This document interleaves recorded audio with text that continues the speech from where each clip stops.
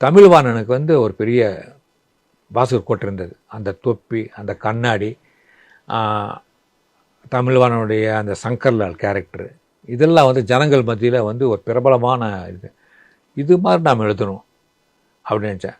இன்னொரு விஷயம், நான் க்ரைம் கதை தொடர்றதுக்கு காரணம், அப்போ இருக்க ஜாம்பவான்கள்லாம் வந்து பார்த்திங்கன்னா சமூக கதை எழுதிட்டு இருந்தாங்க. க்ரைம் கதைங்கிறது வந்து தமிழ்வாணன் மட்டும் எழுதிட்டு இருந்தார். சுஜாதா அப்பப்போ எழுதுவார்.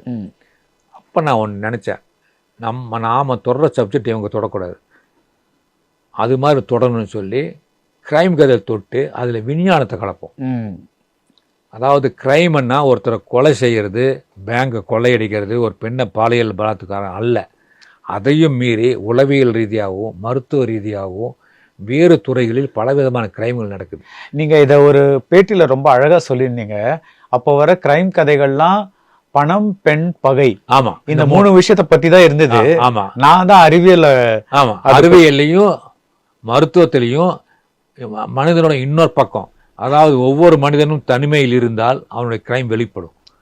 ஒவ்வொரு மனிதன்கிட்டையும் ஒவ்வொரு கிரைம் இருக்குது. அதுதான் போய் பேசுறது கிரைம் தான், அடுத்த வீட்டை பெண்ணை தப்பாக பார்க்குறதும் கிரைம் தான், எல்லாத்துலையும் கிரைம் இருக்குது. நம்ம கிரைம் பண்ணால் இப்படி நினச்சிட்டு இருக்கோம், அப்படி கிடையாது அப்படின்னு சொல்லி முதல்ல புரிஞ்சுக்கிட்டு என்னுடைய கதைகளில் வந்து விஞ்ஞானத்தை கலந்தேன், மருத்துவத்தை கலந்தேன், உளவியல் ரீதியாக என்னென்ன பிரச்சனைகள் வருது அதை கலந்தேன்.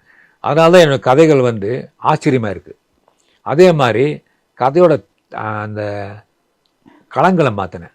விளக்கேத்தும் எண்ணெய்னாலே நக்ஷத்ரா. 5க்கும் மேற்பட்ட நறுமணங்களில் நக்ஷத்ரா விளக்கேற்றும் எண்ணெய்.